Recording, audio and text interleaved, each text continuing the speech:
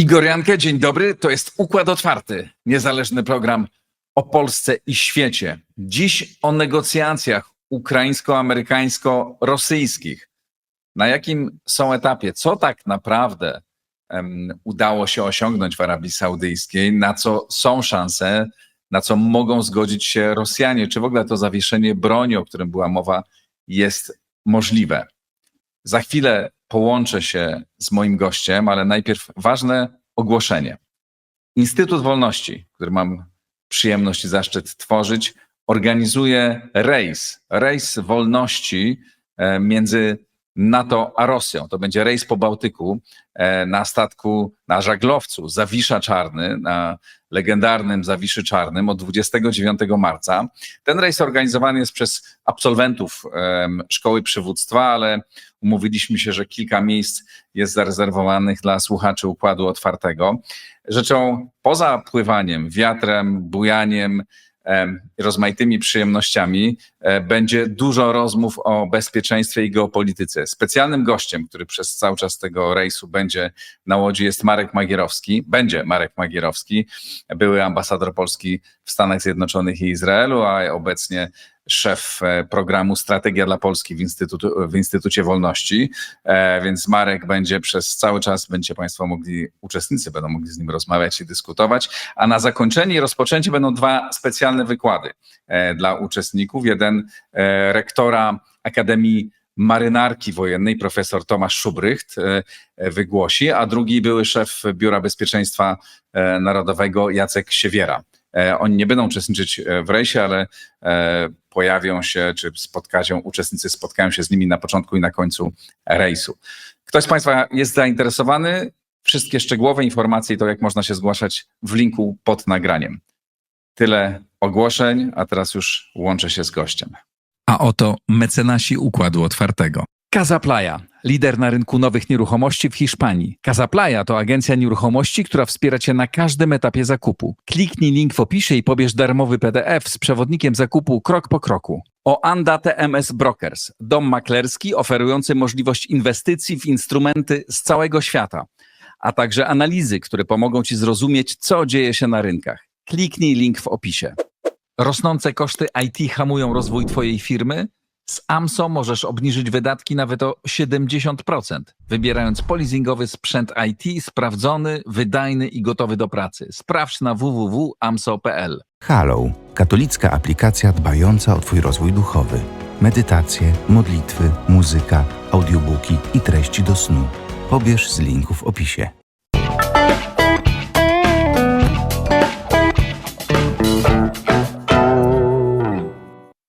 Daniel Szeligowski, Polski Instytut Spraw Międzynarodowych. Dzień dobry. Dzień dobry, witam. Powiedz, Daniel, co tak naprawdę osiągnięto, bo znamy oficjalne informacje. Ukraina zgodziła się na zawieszenie, 30-dniowe zawieszenie broni, w zamian za co Stany Zjednoczone odblokowały informacje wywiadowcze i pomoc wojskową. To są oficjalne informacje, no ale to wcale... rozumiem, że to znaczy, że Stany odblokowały pomoc, ale to wcale nie znaczy, że dojdzie do zawieszenia broni, no bo nie wiemy, co zrobi Rosja. Czy możesz trochę opowiedzieć o kulisach, co wiesz więcej, czy co rozumiesz więcej z tego porozumienia i z tego, co stało się do tej pory? To ja myślę, że przede wszystkim celem ukraińskiej delegacji na rozmowy w Arabii Saudyjskiej była normalizacja stosunków ze Stanami Zjednoczonymi. Po tej słynnej wizycie prezydenta Zełenskiego w Białym Domu, o tej rozmowie, która zdecydowanie nie poszła tak, jak miała pójść. Ja myślę, że ona nie poszła po obu stronach. Nie takie były plany. Był już cały tam entourage przygotowany w Waszyngtonie do tego, żeby jednak to porozumienie o minerałach ukraińskich podpisać, w związku z czym trzeba było wrócić na normalne tory. Ja myślę, że obie strony chciały. Tak, czy ty uważasz, że to nie było... że to nie była ustawka, to co zdarzyło się, ta nieszczęśliwa rozmowa w Białym Domu, że to był wypadek przy pracy, a nie założenie, a nie zasadzka założona na Zełenskiego, jak niektórzy sugerowali? Nie, ja się absolutnie nie zgadzam z tym stwierdzeniem, że to była zasadzka, ustawka, reżyserka i tak dalej. Ja uważam, że ta rozmowa po prostu nie poszła tak, jak miała pójść. W pewnym sensie tutaj wydaje mi się, że prezydentowi Zełenskiemu brakło doświadczenia, brakło takiego dyplomatycznego sznytu. No innymi słowy, on się podłożył w pewnym momencie podczas tej rozmowy i tutaj już dwóch wytrawnych graczy, Trump i Vance, sobie z nim poradzili. Ale trudno też mówić o dyplomatycznym sznycie ze strony Vance'a i Trumpa. No zdecydowanie tak. Natomiast jeżeli się wchodzi do tutaj gniazda Rottweilerów, to trzeba uważać. I ja myślę, że prezydent Macron i premier Starmer mimo wszystko byli bardziej uważni niż prezydent Zełenski. Więc z ukraińskiego punktu widzenia oczywiście to był szok, niedowierzanie, tak trzeba było to wszystko przetrawić. No i trzeba było wrócić w tych dwustronnych stosunkach ukraińsko-amerykańskich na właściwe tory. Ja myślę, że to był priorytet w Arabii Saudyjskiej, tak? I później, gdy już powiedzmy ustawiamy te stosunki dwustronne na właściwe tory, no to rozmawiamy o procesie pokojowym, tak? I teraz czyli uważasz, przepraszam, znowu wejdę, czy uważasz, że ta rozmowa tak naprawdę, te negocjacje, to było próba wyjścia z tego impasu, w którym strony znalazły się po wizycie w Waszyngtonie? No tak, tylko że impas był wokół właśnie rozmów pokojowych, w związku z czym gdy jakby tutaj dochodzimy, czy gdy obie strony dochodzą do wniosku, że zamykamy pewien rozdział, tak, no, prezydent Zełenski przeprosił w swój sposób, ale tutaj przeprosił, trudno mi weryfikować, czy ten już list fizycznie dotarł do Białego Domu, czy nie, ale powiedzmy, że no to jest już zamknięty rozdział w pewnym sensie, tak? Więc obie strony się porozumiały co do tego, że wracamy na właściwe tory i teraz mówimy o tym procesie pokojowym, czyli tym sednie dyskusji w Arabii Saudyjskiej. Obie strony jechały w pewnym sensie przynajmniej z rozbieżnymi oczekiwaniami, ale nie aż tak bardzo, jakby się wydawało, rozbieżnymi. Otóż no, Ukraina proponowała, że może się zgodzić na częściowe zawieszenie broni. Częściowe w sensie ta propozycja obejmowała zawieszenie broni w powietrzu, czyli ataki na cele gdzieś głęboko w Rosji, no i oczywiście vice versa na Ukrainie, no i zawieszenie na Morzu Czarnym. Natomiast oczywiście ta amerykańska propozycja, na którą tutaj Ukraina, no, gdybym chciał powiedzieć dyplomatycznie, to przystała, gdybym miał powiedzieć mniej dyplomatycznie, to po prostu została postawiona przed faktem, że pewnie warunkiem tej normalizacji jest zgoda na całościowe zawieszenie broni no i Ukraina koniec końców na ten warunek przystała na 30 dni. Oczywiście to jest ta prostsza część równania. Trudniejsza część równania to jest teraz przekonanie albo zmuszenie do zawieszenia broni strony rosyjskiej. Ale do tego jeszcze dojdziemy, bo rozmowy trwały prawie 10 godzin.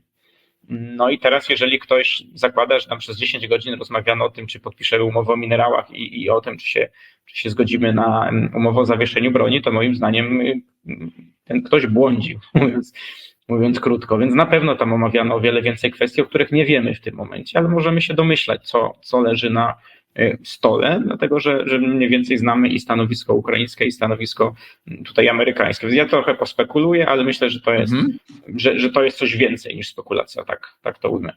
No to opowiedz, co twoim zdaniem tam jest na tym stole? Więc oczywiście jest kwestia zawieszenia broni i z ukraińskiej strony ona jest warunkowana jeszcze wymianą jeńców, pomocą amerykańską w odzyskaniu uprowadzonych ukraińskich dzieci, które Rosja porwała, ale to są powiedzmy rzeczy naprawdę drugorzędne i poboczne. Na stole oczywiście ciągle leży kwestia natowska i kwestia przyszłego statusu Ukrainy jako państwa albo sprzymierzonego z Zachodem, albo państwa neutralnego. Więc tutaj wydaje mi się, że z dużym prawdopodobieństwem mogę powiedzieć, że o tym też rozmawiano w Arabii Saudyjskiej, chociaż nie uważam, że tutaj osiągnięto jeszcze jakikolwiek kompromis, bo jednak jest tutaj ta rozbieżność interesów, tak? No, Ukraina podkreśla wyraźnie, że w konstytucji jest dążenie do Unii Europejskiej i NATO, skupmy się na NATO, to absolutnie, nawet jeżeli perspektywa jest odległa i Stany Zjednoczone się na to nie zgadzają, to bynajmniej nie oznacza neutralności Ukrainy. Ta możliwość wyboru to jest przecież ważny atrybut suwerenności państwa, a wojna jest o suwerenność, a nie o terytorium. Więc myślę, że to mogło być elementem takiej też dłuższej dyskusji w Arabii Saudyjskiej. Nie wykluczyłbym, że rozmawiano o sytuacji na froncie i o tym, że pewnie, żeby zachęcić albo zrobić gest dobrej woli wobec Putina, tak to pewnie sformułowała strona amerykańska, trzeba by rozważyć wycofanie się z obwodu kurskiego. No, w tym momencie to wygląda na bardziej niż mniej zorganizowane wycofywanie się. Oczywiście ja tego nie łączę bezpośrednio z tymi rozmowami, bo ta sytuacja wojsk ukraińskich w obwodzie kurskim, ona już od dłuższego czasu była trudna i Ukraińcy tracili kolejne miejscowości, tracili ten grunt pod nogami, więc zakładam, że to jest kwestia czasu, to wycofania się z terytorium Rosji, co z jednej strony wytrąca pewną kartę oczywiście Zełenskiemu, a z drugiej strony popycha trochę jednak Putina do stołu rozmów, bo jemu będzie łatwiej powiedzieć, że osiągnął już pewien sukces, w związku z czym myślę, że to mogła być też taka delikatna sugestia strony amerykańskiej. Ale Myślę, uważasz, że Ukraińcy wycofają się za darmo z obwodu kurskiego? Myślę, że i tak utrzymanie tych pozycji w obwodzie kurskim jest teraz niezwykle trudne. Więc jeżeli była szansa to przehandlować, to ja myślę, że strona ukraińska mogła się na to zgodzić. Znaczy, nie chcę powiedzieć, że za darmo. Przehandlować za co? Co mogło być po drugiej stronie? No, po drugiej stronie są warunki amerykańskie. Czy Amerykanie będą naciskali na Ukrainę, żeby ona uznała rosyjskie zdobycze terytorialne na Ukrainie, czy wystarczy, żeby się zgodziła na status quo, ale nie uznawała tego formalnie, tak? Czy należałoby to wpisać do jakiegoś porozumienia pokojowego i tak dalej, więc tam tych detali jest całe multum po prostu. I jeżeli to można było przehandlować, to moim zdaniem w tym momencie to było opłacalne, tak? Bo jeżeli popatrzymy na tę dynamikę działań w obwodzie kurskim, to tak czy inaczej Ukraina się cofała. W związku z czym, jeżeli to jeszcze ciągle można było spieniężyć, to ja myślę, że to spieniężono. Ale uważasz, że już to spieniężono, nie mając jeszcze nic w zamian? No to trudno powiedzieć, czy nie mamy nic w zamian, bo tak jak mówię, no jest tych kwestii, które będą przedmiotem rozmów za chwilę, pewnie trójstronnych, amerykańsko-ukraińsko-rosyjskich, jest bardzo wiele. W związku z czym, jeżeli to miało budować w pewnym sensie pozycję negocjacyjną ukraińską, innymi słowy, uproszczę, to teraz naprawdę spekuluję. Jeżeli Ukraina powiedziała, że wycofa się z obwodu kurskiego, czyli odda część kontroli, odda część terytorium rosyjskiego, które dzisiaj kontroluje, w zamian za to, że Stany nie będą naciskać na Ukrainę, żeby formalnie uznać rosyjską okupację, to niewielka cena, moim zdaniem, za takie ustępstwa. Tak? Tym bardziej, że jak mówię, to raczej kwestia czasu. To wycofanie się było. Wydaje mi się oczywiście też, że na pewno omawiano kwestię gwarancji bezpieczeństwa. To, że Amerykanie nie chcą ich dać, to nie znaczy, że ten temat nie jest poruszany, bo on jest poruszany w rozmowach i ukraińsko-amerykańskich, i w rozmowach europejsko-amerykańskich. No i ja myślę, że po stronie amerykańskiej też jest świadomość. Retoryka polityczna to oficjalna to jedno, ale jest na pewno świadomość, że zawieszenie broni, jeżeli zostanie wprowadzone, to ktoś je musi kontrolować, musi być jakiś mechanizm weryfikacji. To będzie bardzo skomplikowane i ten mechanizm weryfikacji, wydaje mi się, że on dopiero będzie opracowywany. Jeżeli ja dobrze rozumiem to, co z tego komunikatu też ukraińsko-amerykańskiego przebija, że będą te grupy robocze, które będą pracować nad jakimiś detalami, no to pewnie będą pracować nad detalami już konkretnie zawieszenia broni. Kto, gdzie, co monitoruje i tak dalej, no i w jakim sensie ten kontyngent europejski miałby stanowić część przyszłego odstraszania Rosji na Ukrainie. No i w związku z tym pewnie też rozmawiano o tej całej kwestii dozbrajania i w ogóle liczebności, jakości sił zbrojnych ukraińskich. To jest absolutna czerwona linia z ukraińskiego punktu widzenia, czyli żadnych limitów na armię, bo to armia obroniła Ukrainę, ale to, że Ukraina się nie zgadza na jakiekolwiek ustępstwa, to nie znaczy, że nie było przedmiotem rozmów, bo moim zdaniem mogło być. A jeśli mówiono o gwarancjach bezpieczeństwa, to czy twoim zdaniem Amerykanie dzisiaj oczywiście mówią, nie, my w tym nie będziemy uczestniczyć, to sprawa Europy. No ale tak to się prowadzi negocjacje, tak? Jak wiemy, już Trump jest w stanie prowadzić te negocjacje w sposób bardzo specyficzny, więc jak mówi to, co mówi, to nie wiemy, czy to naprawdę myśli, czy myśli coś innego. Czy twoim zdaniem jest rozważany jakiś udział armii amerykańskiej w tych zabezpieczaniu Ukrainy po zawieszeniu broni, czy po zaprowadzeniu wręcz pokoju? Wydaje mi się, że ten udział armii amerykańskiej, tak jak my byśmy go sobie wyobrażali, czyli po prostu amerykańscy żołnierze na terytorium Ukrainy, nie wiem, ręka w rękę z Europejczykami jako element tego systemu odstraszania, to chyba jesteśmy bardzo daleko od tego.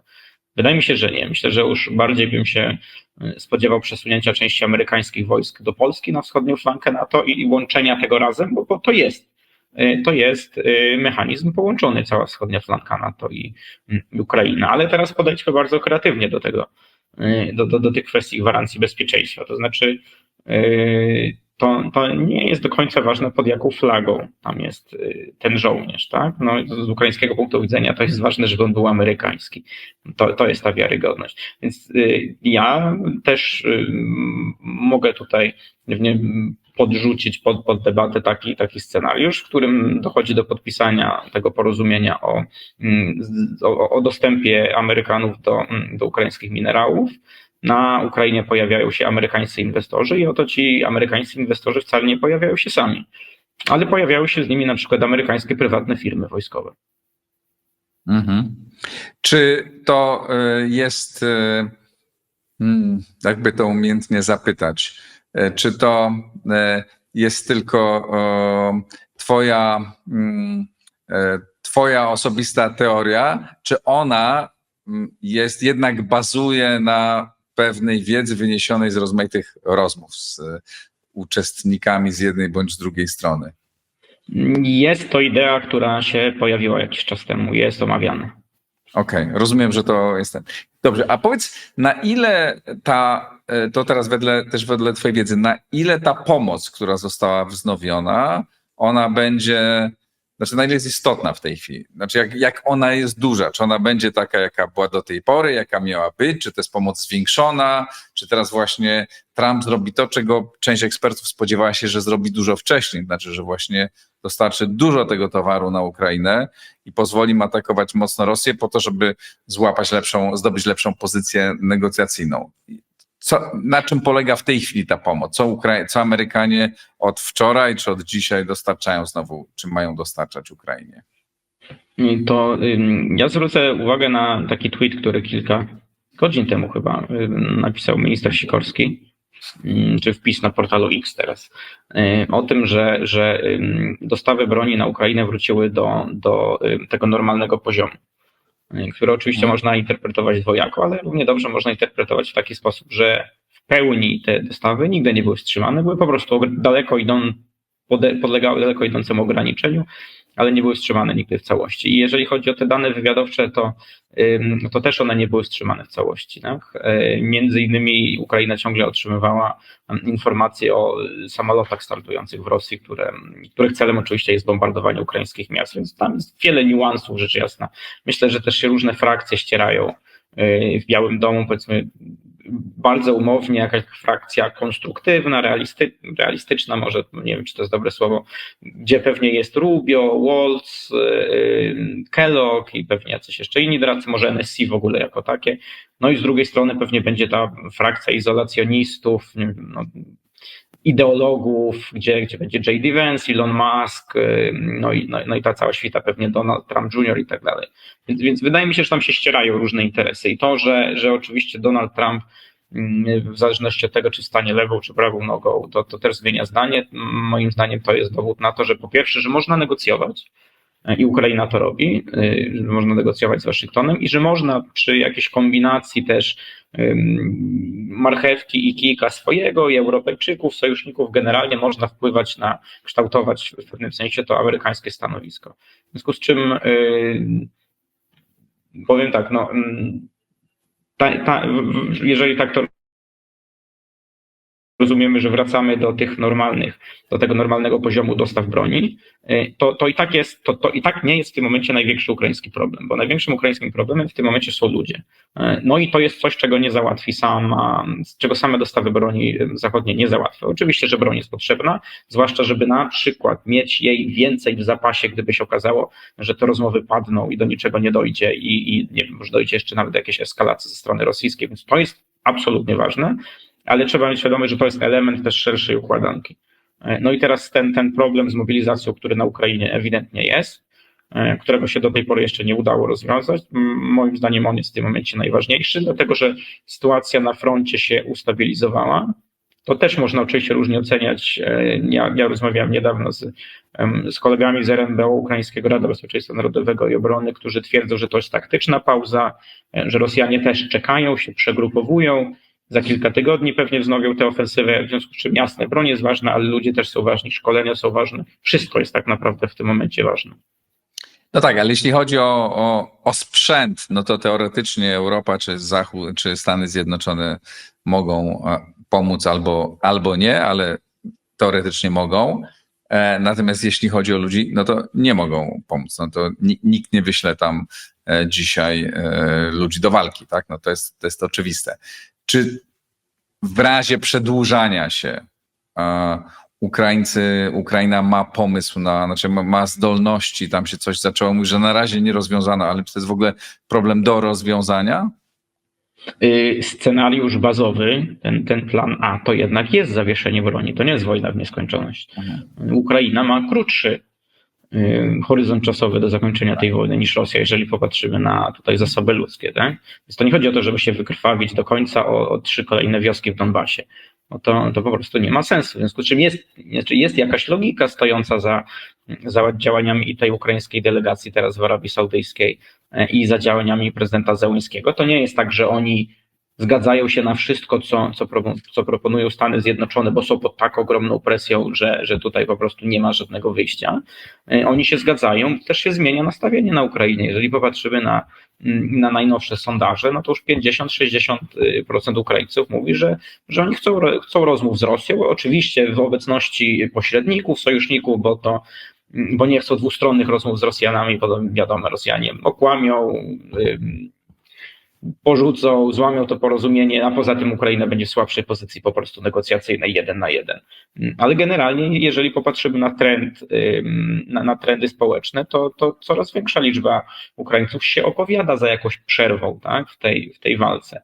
No i tu jest jeszcze jedna rzecz, ja w zasadzie nie podnosiłem ostatnio publicznie, więc ja ją pierwszy raz powiem u ciebie, bo ta cała rozmowa o zawieszeniu broni, ona jest w pewnym sensie paradoksalna, bo otóż ona bardzo negatywnie wpływa na morale wojsk i na morale społeczeństwa. I teraz, jeżeli pamiętasz taki film Na Zachodzie bez zmian, który się kończy sceną, gdzie już w zasadzie jest koniec wojny, ale ten żołnierz młody ginie jako ostatni w zasadzie w tej walce, to teraz wśród niektórych wojskowych pojawia się przeświadczenie, że my tu idziemy na front, tak? Może za chwilę zginiemy na dzień przed jakimś zawieszeniem broni i po co to jest? W związku z czym to jest super demoralizujące dla ukraińskiego społeczeństwa i dla ukraińskiego wojska i to jest podnoszone też przez ukraińskich wojskowych publicznie, żeby nie tworzyć nadmiernych oczekiwań, bo później po prostu będzie to negatywnie wpływało na sytuację ukraińskich wojsk, więc scenariusz bazowy to jest zawieszenie broni, ale cały czas mówimy o tym, że to nie jest jedyny scenariusz na stole. No i musimy się szykować oczywiście do tego, że nic z tego nie wyjdzie, że te rozmowy padną, no i oczywiście wojna się będzie przedłużała i wtedy trzeba będzie rozwiązać ten problem z mobilizacją. On jest ciągle tak jakoś w moim przekonaniu sztukowany po prostu palcem na wodzie, byle tylko nie przeprowadzić takiej pełnocennej mobilizacji, ale tam trzeba by było obniżyć wiek mobilizacyjny i z powodów społecznych, i z powodów politycznych. Oczywiście prezydent Zełenski nie chce tego robić, ale zakończę tylko tym, że trzeba pamiętać, że prezydent Zełenski też jest w trybie wyborczym. No jakiekolwiek zawieszenie broni uruchamia tak naprawdę na Ukrainie cykl wyborczy, a prezydent Zełenski chce tej reelekcji. Ale chce reelekcji, znaczy uważasz, że on dąży do tego, żeby wybory się odbyły? Czyli prezydent Zełenski jeszcze na początku 2024 roku w wywiadach z mediami zagranicznymi mówił, że chciałby mieć wybory w ciągu 12 miesięcy. Oczywiście mechanizm jest nam znany. Zawieszenie broni, trwałe, uchylenie stanu wojennego, no i później cykl wyborczy. To się nie zmienia, tak? Więc pod tym względem prezydent Zełenski by chciał, no bo to będzie oznaczało zamrożenie konfliktu. To zamrożenie. Ale czy on uważa, że jest w stanie wygrać te wybory? Tak, on uważa, że jest w stanie wygrać te wybory.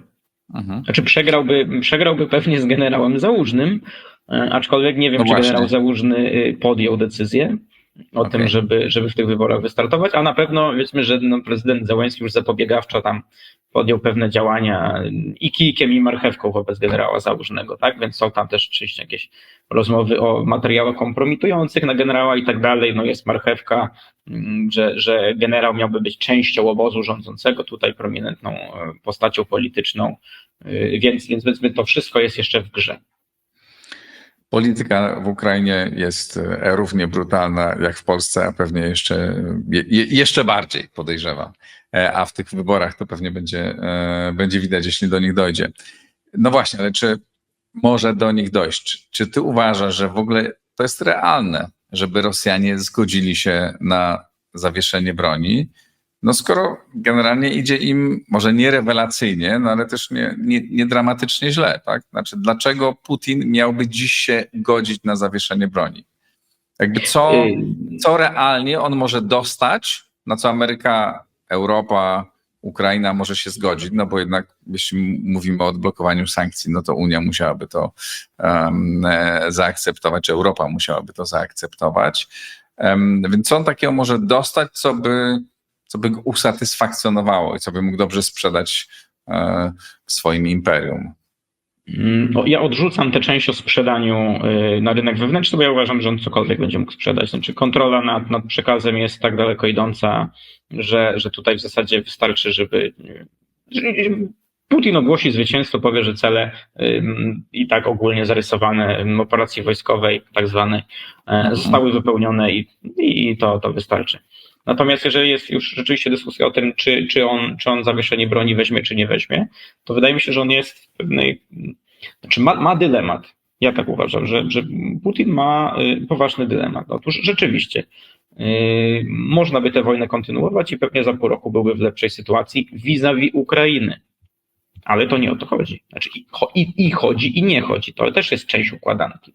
A więc Putin może kontynuować wojnę wobec Ukrainy, zyskując lepszą pozycję wobec Ukrainy, ale ryzykując konflikt ze Stanami Zjednoczonymi. Innymi słowy, to nie da się zrobić resetu ze Stanami Zjednoczonymi dzisiaj, jeżeli będzie kontynuował wojnę.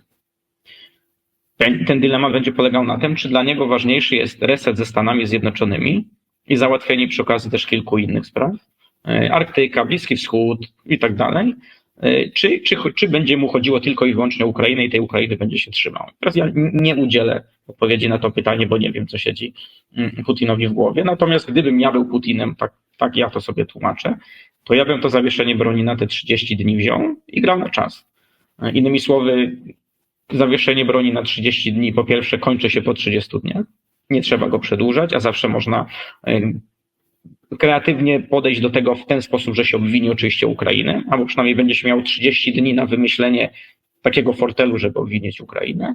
I nie oznacza to automatycznie oczywiście konfliktu ze Stanami Zjednoczonymi. Wręcz przeciwnie, Rosjanie kupiliby sobie czas na to, żeby te dwustronne rozmowy o resecie były już na tyle zaawansowane, że może nie dałoby się z nich zejść, a po 30 dniach wracamy do wojny na Ukrainie i nic się tak naprawdę nie dzieje. W związku z czym ja nie wykluczam kategorycznie, absolutnie nie stawiam wszystkiego na to, że Rosjanie powiedzą twarde nie. Znaczy ja uważam, że oni powiedzą tak, ale tutaj, panie prezydencie Trump, tu są nasze warunki. Dlaczego my tak, ale co byśmy jeszcze chcieli? To wydaje się prawdopodobne, że może dojść do jakiegoś zawieszenia, które zostanie bardzo szybko złamane, zakończone, bo ktoś rzuci bombę, ktoś strzeli i wyreżyserować coś takiego to żaden problem. Historia zna takie przypadki, tak? A Rosjanie w tym są na pewno bardzo dobrzy. Pytanie, kto realnie na takim zawieszeniu broni więcej by zyskał? Tak? Dla kogo to jest jakiś chociaż może to być ograniczony sukces? Co on może dać obu stronom? Wydaje mi się, że w tym momencie każdy by zyskał na zawieszeniu broni, ale ja bym przestrzegał przed tym, żeby się skupiać tylko i wyłącznie na stronie rosyjskiej. Jeżeli my się będziemy skupiać tylko i wyłącznie na stronie rosyjskiej, że nie ma mowy o żadnym zawieszeniu broni, bo tutaj dociskamy Rosję, to skończymy z pyrrhusowym zwycięstwem na Ukrainie. Że po prostu wykrwawimy ten naród. Tak? Ukraina niestety w ostatnim czasie inicjatywę na froncie, no dłużej niż w ostatnim czasie, inicjatywę na froncie mają Rosjanie, nie Ukraińcy. I ta przerwa Ukrainie się przyda. Ona sama z siebie nie jest katastrofalna, to ja się z tym nie zgadzam.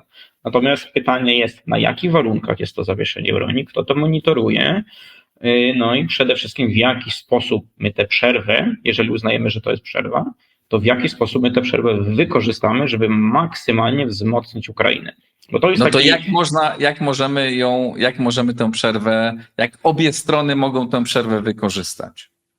No oczywiście do tego, żeby jak najszybciej, jak najmocniej Ukrainę dozbroić, szkolić w ciągu tego zawieszenia broni ukraińskich żołnierzy, budować fortyfikacje wzdłuż frontu, bo z tym różnie bywało po ukraińskiej stronie, zaminować być może jeszcze bardziej część tego frontu. Generalnie przygotować się na kolejną odsłonę tej wojny, mając 30 dni, może mając, a może nie mając, bo nie wiem oczywiście, tak, ale zakładając, że będzie te 30 dni, no to jest 30 dni wyścigu zbrojeń. No i teraz trzeba to maksymalnie wykorzystać, mając świadomość, że ten wyścig zbrojeń jest po obu stronach, i po stronie ukraińskiej z sojusznikami, no i po stronie rzecz jasna rosyjskiej. Czy twoim zdaniem po stronie Europy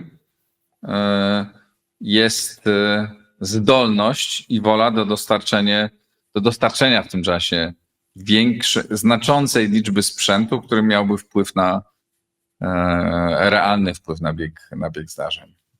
Nie wiem, ja będę chyba bardziej sceptyczny w tym sensie, że ja mam wrażenie, że niestety część partnerów zachodnich oczywiście uzna to zawieszenie broni za stałe, za dane już raz na zawsze, tak? Natomiast no, doświadczenia nasze z zawieszeniem broni, czy nasze ukraińskie w sensie, z zawieszeniem broni rok 14-15, no i w ogóle przez te wszystkie lata są dość jednoznaczne, tak?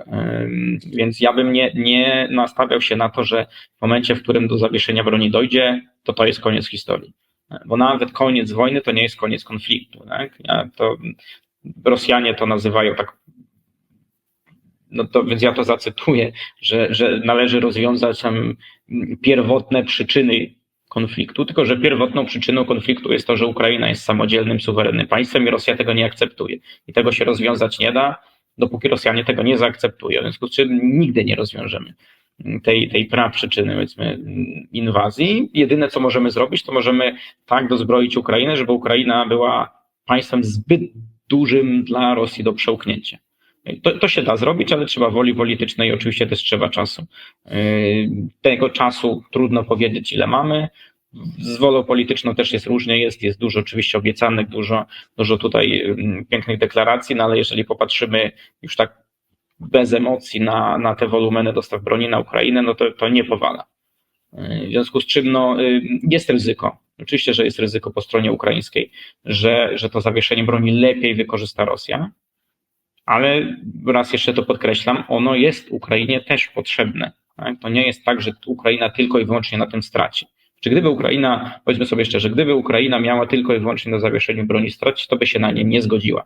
Nie jest w tak beznadziejnej sytuacji, żeby przyjmować wszystkie amerykańskie tutaj postulaty w tym momencie. A na ile Stany Zjednoczone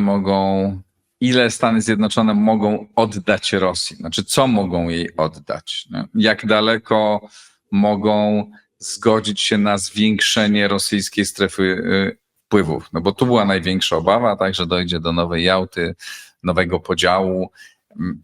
Ja oczywiście, no wiem, że to jest ultra spekulowanie, bo polityka Donalda Trumpa, jego wypowiedzi, zachowania, gesty, decyzje zmieniają się z dnia na dzień. I pytanie, czy w tym ty odczytujesz jakąś strategię, czy to jest tak, że właśnie są dwa obozy i pytanie, kto pierwszy do Białego Domu, do gabinetu owalnego dobiegnie o poranku, i czy prezydent Stanów Zjednoczonych wstanie lewą czy prawą nogą i będzie miał taki czy inny humor i takie czy inne podejście. Czy to jest kompletnie nieprzewidywalne, czy ty dostrzegasz w tym jednak jakąś strategię?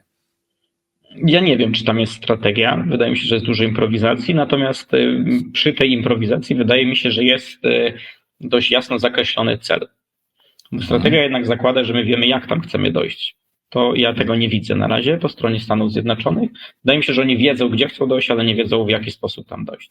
Teraz, No gdzie chcą dojść poza tym, że chcą, no właśnie, żeby Donald Trump mógł ogłosić, że to on jest peacemakerem, prawda, i bardzo proszę, Nagroda Nobla tutaj niech płynie. No to dwie rzeczy, które są istotne z naszego punktu widzenia, to po pierwsze zamrożenie konfliktu na Ukrainie. I teraz wedle tego, co powiedziałem, istotny jest cel, nieistotne jest jak. Innymi słowy, zamrożenie konfliktu, jeżeli będzie się musiało odbyć czyimś kosztem, no i jeżeli niestety będzie się musiało odbyć kosztem ukraińskim, bo koledzy ukraińscy się tutaj podłożą, no to ja myślę, że Trump nie będzie miał skrupułów, żeby to zrobić, ale ponieważ wychodzimy na prostą, to na razie ten scenariusz ja tutaj odrzucam, czyli idziemy ku zawieszeniu, ku zamrożeniu konfliktu, no powiedzmy w ramach jakiegoś tam może rozsądnego kompromisu, który za chwilę może Rosja zbojkotować albo nie. No i ten drugi cel, ten nadrzędny, to jest oczywiście konfrontacja z Chinami. To jest moim zdaniem priorytet i wszystko inne jest podporządkowane konfrontacji z Chinami, a mianowicie ja Amerykanom wierzę, jeżeli oni mówią, że oni chcą oderwać Rosję od Chin, żeby sobie zapewnić przynajmniej rosyjską neutralność. Oczywiście to, że ja im wierzę, to nie znaczy, że ja uważam, że to jest pomysł mądry i że on się uda. Uważam, że ani nie jest mądry, ani się nie uda. No ale wszystkie kolejne administracje w Białym Domu próbowały resetu z Rosją nieudanego. Donald Trump tutaj nie będzie wyjątkiem. No poza tym, że on może zaliczyć trochę większą katastrofę niż w sensie konsekwencji dla wszystkich niż jego poprzednicy, no ale to wysoko licytuje, to nisko może spaść.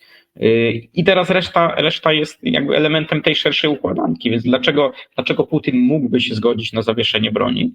Bo rozmowa nie dotyczy tylko Ukrainy, bo rozmowa dotyczy jeszcze właśnie Arktyki, Bliskiego Wschodu, pewnie wschodniej flanki NATO, jakiejś kontroli zbrojeń, stosunków dwustronnych, właśnie tutaj resetu amerykańsko-rosyjskiego. Więc ponieważ w ramach takiego szerokiego, pakietowego podejścia łatwiej jest przełknąć pewien kompromis, bo gdyby te rozmowy dotyczyły tylko i wyłącznie Ukrainy, ale wiemy, że nie dotyczą tylko i wyłącznie Ukrainy, no to oczywiście to nie ma tutaj absolutnie żadnych, powiedzmy, zachęt amerykańskich no kilka może jest, ale niewiele zachęt amerykańskich dla strony rosyjskiej, żeby się na jakiekolwiek ustępstwa zgodzić. No i kwestia jeszcze też ważna, to nie jest też tak, że Rosjanie są super silni, wszystko działa jak należy i to jest kwestia czasu, aż my padniemy, a oni pomaszerują dalej. No jest jakiś powód dlatego, że w obwodzie kurskim zjawili się żołnierze z Korei Północnej. Jest jakiś powód tego, że trzeba dostarczać broń z Korei Północnej, z Iranu, że trzeba mieć komponenty z Chin i tak dalej. To też jest uciążliwe, tak? No i oczywiście ta gospodarka łapie zadyszkę, to widać. Znaczy to widać nawet po oficjalnych, powiedzmy, po tej oficjalnej części, która do nas dociera, a zakładam, że pod stołem jest jeszcze gorzej. Więc też są elementy presji na Rosję, które działają. No i Putin będzie musiał zadecydować, czy w tej całej konstelacji, tej szerokiej, nie tylko ukraińskiej, ale tej szerokiej, czy to, co weźmie dzisiaj, jest lepsze niż to, co weźmie za pół roku. I od tego będzie zależało, czy on się zgodzi na takie zawieszenie broni, czy nie. Jak ja mówię, wydaje mi się, że dzisiaj mógłby dostać dużo, za pół roku mógłby dostać już w tym pakiecie, tak? Za pół roku mógłby dostać mniej, bo mógłby, mówiąc kolokwialnie, wkurzyć Trumpa, któremu się śpieszy. Co mógłby...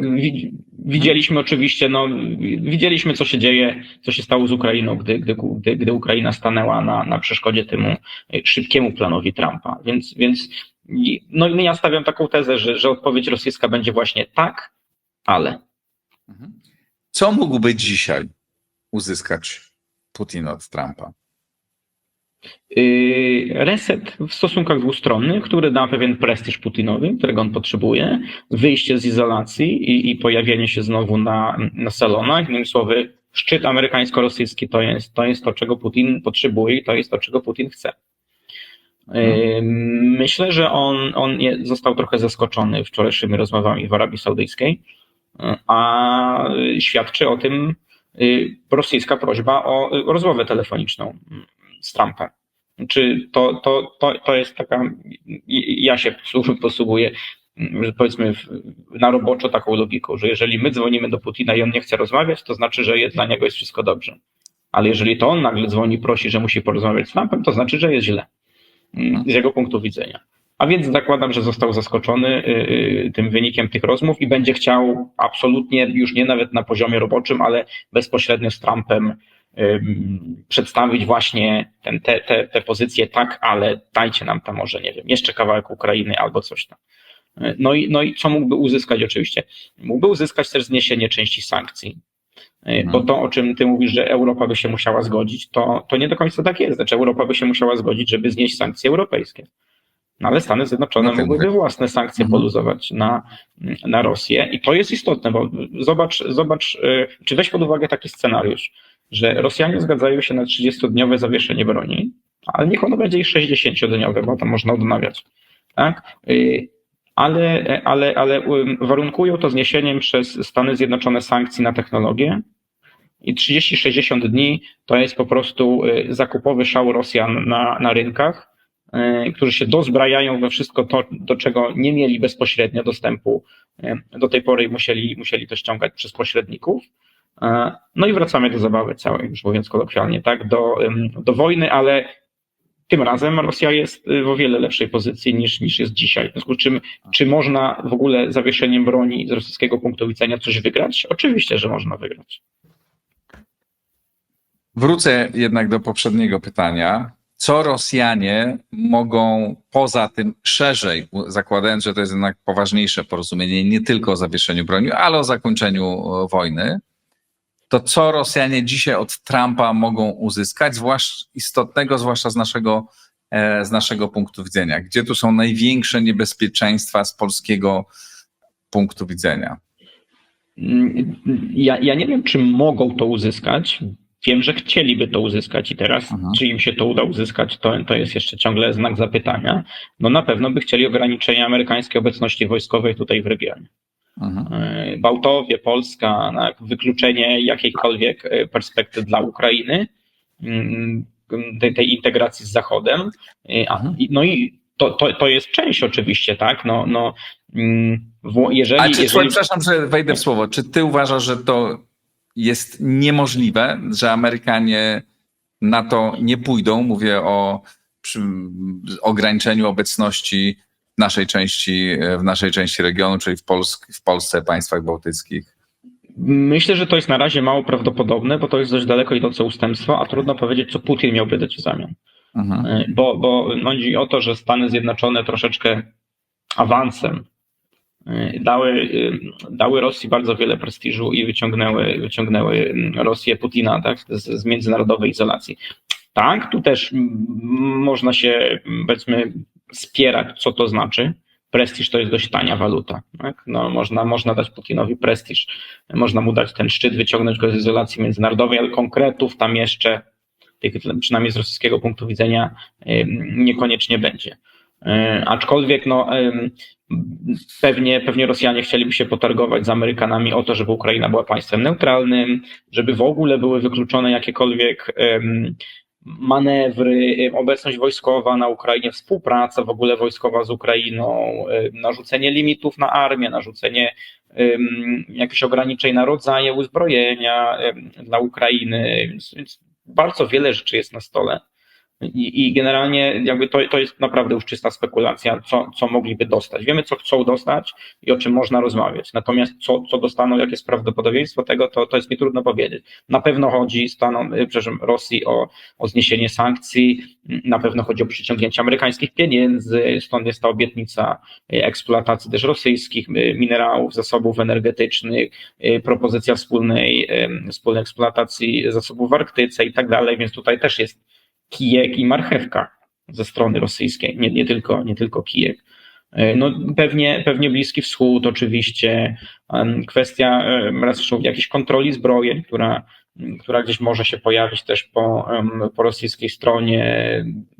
Bardzo wiele jest tutaj tematów do załatwienia z rosyjskiego punktu widzenia i to jest też a propos tego, o czym mówili Amerykanie i ja tego nie krytykuję, że jest ten osobny, powiedzmy, format negocjacyjny rosyjsko-amerykański i osobny ukraińsko-amerykański. Ja uważam, że ten rosyjsko-amerykański będzie o wiele bardziej intensywny, dlatego że tam jest więcej do załatwienia po prostu, tak? I dla Amerykanów, i dla Rosjan. A wracając jeszcze do relacji ukraińsko-amerykańskich, do tego stołu, czy umowa o minerałach, właśnie co z nią? No, jeżeli wierzyć amerykańskim zapewnieniom, no to wraca na stół i będzie podpisana. Trump mówi, że w czym tutaj jest kłopot, niech prezydent Zełański przyjedzie do Białego Domu, to podpiszemy. No to wracam do tego, co mówiłem wcześniej, że z ukraińskiego punktu widzenia absolutnie kluczowa była ta normalizacja stosunków ze Stanami Zjednoczonymi, no po prostu powrót na właściwe tory. Więc ja uważam, że ta umowa będzie, bo a przynajmniej mogę się podzielić takim spostrzeżeniem, które na Ukrainie słyszę już kilkukrotnie, że z tych wszystkich sukcesów Donalda Trumpa to na razie nie ma żadnego. Więc ta umowa o minerałach z Ukrainą mogłaby być pierwszym takim realnym sukcesem, gdzie on mógłby powiedzieć, że rzeczywiście coś wynegocjował. No i teraz Pytanie, na ile twoim zdaniem i wedle twojej wiedzy to jest poważna sprawa. Znaczy umowa tak brzmi poważnie, brzmi z jednej strony, no w jednej wersji bardzo kolonizatorsko i strasznie, z drugiej, no dobra, może to do gadania, ale czy w ogóle jest o czym gadać? Bo tu na ten temat czytałem rozmaite opinie. No w tej ziemi zapewne tam dużo jest, tylko czy to da się wydobyć i kiedy da się wydobyć, jakim kosztem da się to wydobyć. Skoro są takie wielkie dobra, to dlaczego do tej pory z nich nie korzystano? I czy to nie jest trochę taka błyskotka, którą tylko się macha, tak naprawdę nie ma ona wcale aż tak ogromnego znaczenia? No, Ukraina tego nie wydobywała, bo A, nie ma pieniędzy, B, nie ma technologii, a C, ma bardzo skomplikowany, skorumpowany system udzielania licencji na wydobycie. Nakładam, że w tym momencie z udziałem Stanów Zjednoczonych te wszystkie trzy odrzucamy, bo pieniądze się znajdą, technologia się znajdzie, a ponieważ Amerykanie dostaną autostradę do tych złóż, to zakładam, że od nich będzie bardzo trudno wytargować finansowe tutaj powiedzmy benefity dla kogoś, kto tych licencji udziela. To jest błyskotka i generalnie ta umowa, ona jest nazywana umową, ale to jest dokument, który bardziej przypomina memorandum, bardzo ramowy, tak naprawdę. Taka deklaracja, że chcemy współpracować i generalnie jak kiedyś coś zarobimy, to się tym tam będziemy tak i tak dzielić. Nie? Ale do tego, kiedy zarobimy, to jeszcze jest przecież bardzo daleka droga i ja nie wiem, bo mówisz, że tam ta technologia jest. Ja to tak nie jestem pewien, czy ta technologia jest, bo przypominam sobie historię z gazem łupkowym w Polsce, gdzie ten gaz jest, tylko że okazuje się, że jest bardzo trudny do wydobycia, że jednak to jest tak bardzo kosztowne, że nie do końca się opłaca. I tam też tak może być, że no niby jest technologia, niby te rzeczy są tam w ziemi, tylko że żeby je wydobyć, to jednak będzie kosztować nieprawdopodobnie dużo. No, będzie kosztować dużo, ale będzie kosztować dużo wedle tego memorandum Amerykanów, a nie Ukrainy, w związku z czym ta pierwsza wersja, bo ona rzeczywiście była taka kolonizatorska, ale ta ostatnia, która miała być podpisana w Waszyngtonie, to ja uważam, że z ukraińskiego punktu widzenia naprawdę dobry, no mówiąc Trumpem, dobry deal do zrobienia, bo nie kosztuje to nic. Politycznie można tutaj trochę Trumpa obłaskawić, a jak też powiedział ostatnio jeden z ukraińskich komentatorów, no z memorandum to bywa tak, że nie trzeba go wypełniać. I zawsze się można powołać na to, co Stany zrobiły z memorandum z Budapesztu i powiedzieć, że tutaj jest jakaś, no, że my tak naprawdę postępujemy tak jak Stany Zjednoczone. No to jest dość oczywiście kontrowersyjne podejście, ale przy całej kreatywności naszych ukraińskich kolegów nie jest ono wcale takie wykluczone. Więc w czym tkwi sedno z ukraińskiego punktu widzenia? W kupieniu sobie łask Trumpa. Jeżeli to jest cena kupienia sobie łask Trumpa, to ja nie widzę tutaj absolutnie żadnych problemów. To o niczym nie przesądza, o niczym nie świadczy, nic jeszcze w tym momencie nie definiuje. Wszystkie szczegóły będą dopiero uzgadniane na poziomie, powiedzmy, roboczym, gdy ten fundusz powstanie, ile tam będzie miał udziałów, jak to będzie zarządzane, na co konkretnie te pieniądze pójdą i tak dalej, więc to jest po prostu pierwszy krok. No i myślę, że jest tu też taki... Jeżeli Trump to już na tym etapie ma sprzedać jako swoją wygraną i powiedzieć, że my tutaj jesteśmy przyjacielami z Ukrainą, to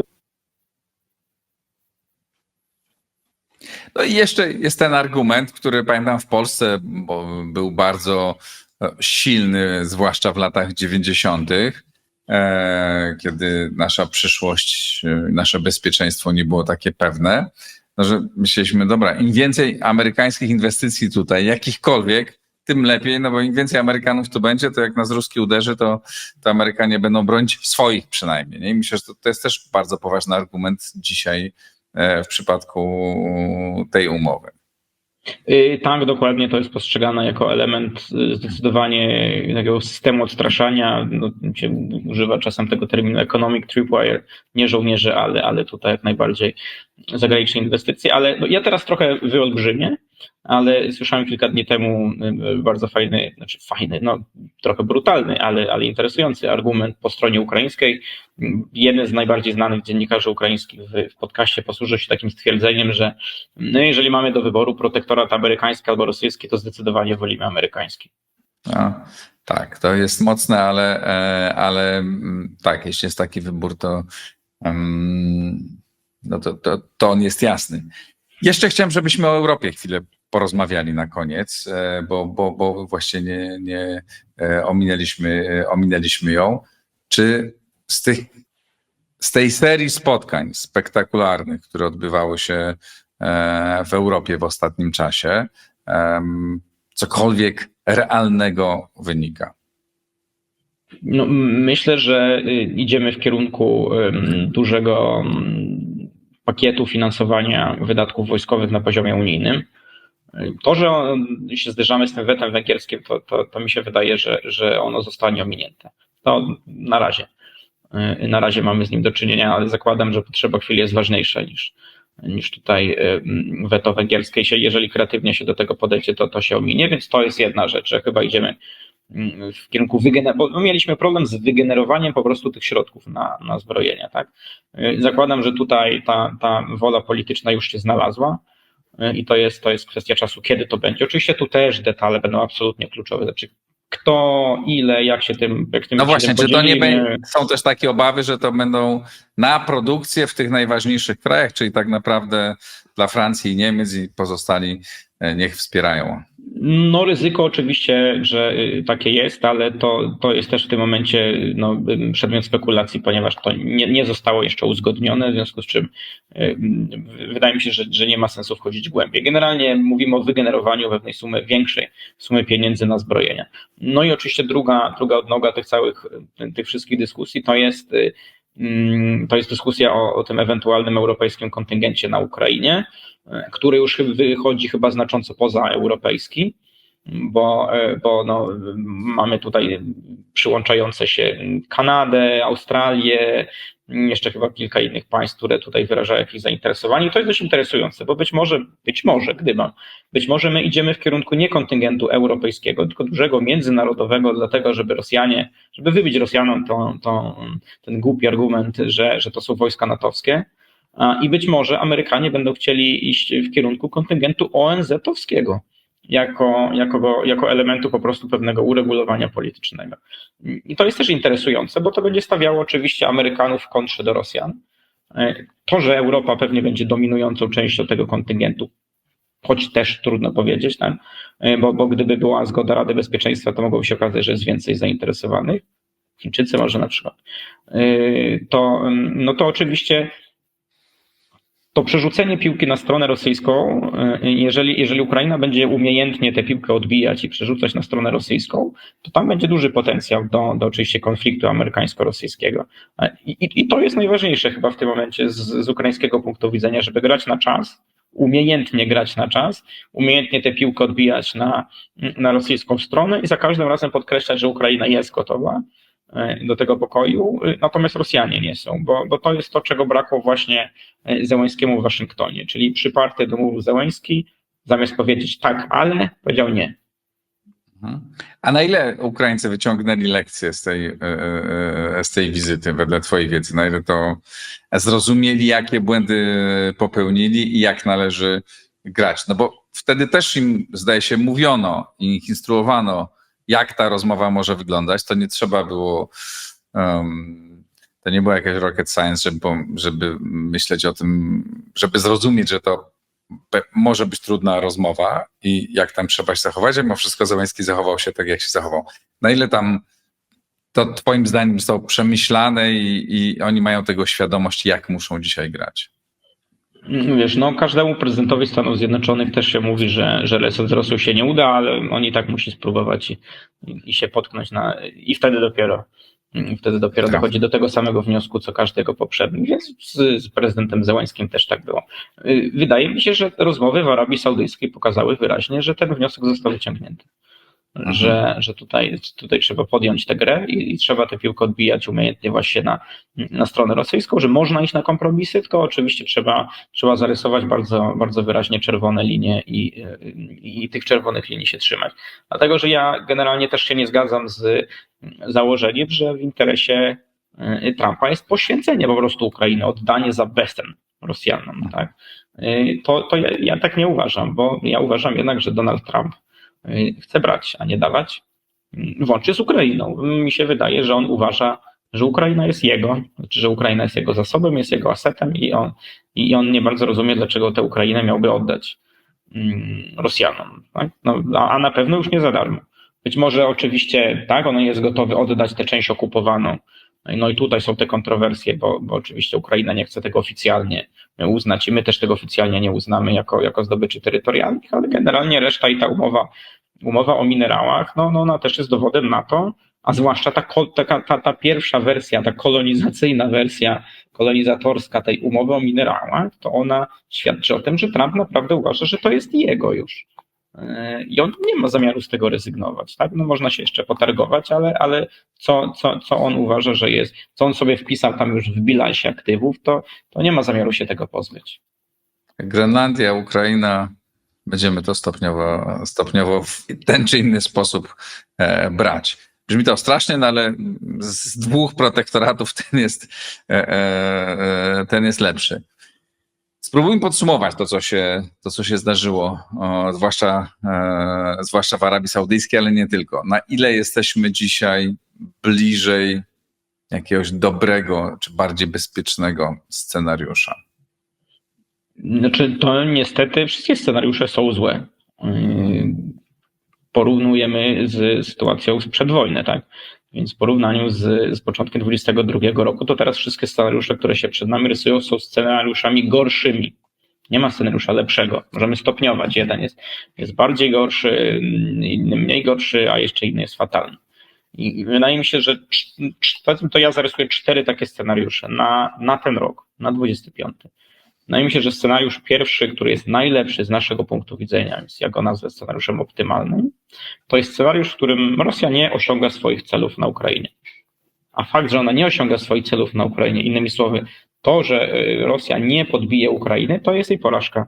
Strategiczna porażka i to jest zwycięstwo ukraińskie. I w taki sposób należy to w ogóle formułować, w taki sposób należy to podnosić na arenie międzynarodowej. To jest rosyjska porażka. Jeżeli Donald Trump chce tutaj oczywiście tego prestiżu Rosjanom udzielać, to droga wolna, no ale ja nie uważam, że Europejczycy powinni to robić, powinni dość wyraźnie przyjąć optykę tutaj rosyjskiej porażki. Oczywiście to będzie bolało Rosjan, ale to chodzi. Scenariusz drugi, alternatywny, tak? No to jest scenariusz, w którym oczywiście Rosja nie podbija Ukrainy, ale nie ma zawieszenia broni.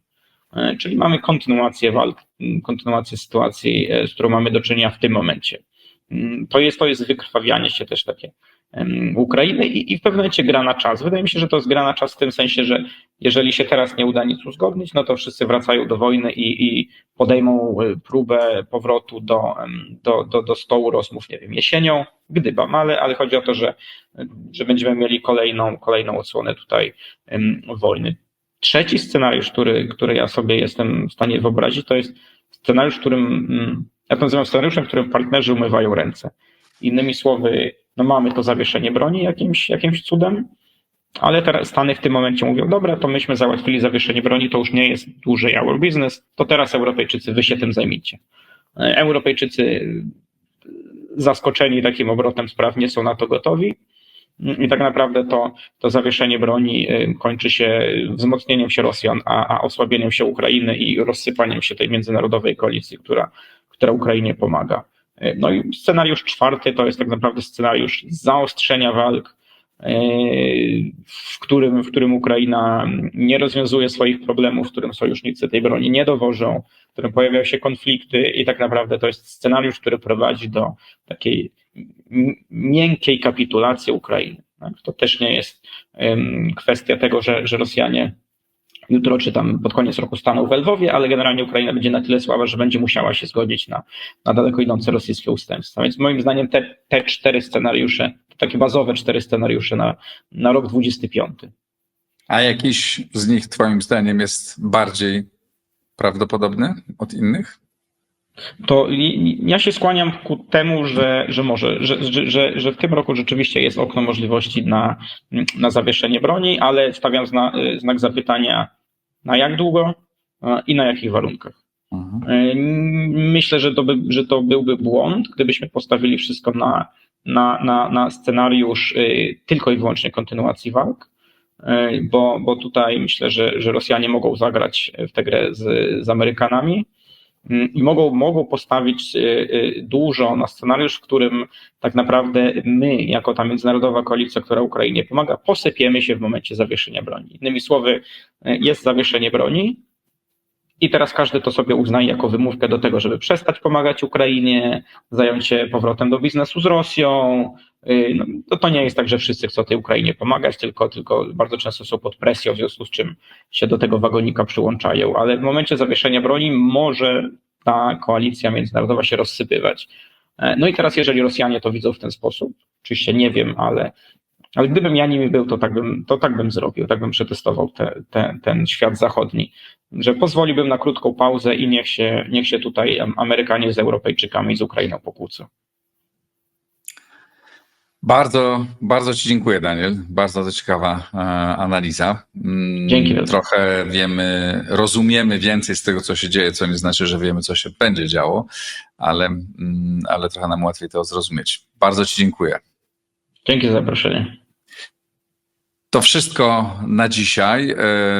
Jeśli Państwo chcecie wziąć udział w przygodzie morskiej i jednocześnie porozmawiać o bezpieczeństwie, geopolityce, to zajrzyjcie do tego linku, który jest pod nagraniem, w którym opisujemy, co będzie się działo podczas rejsu organizowanego przez Instytut Wolności.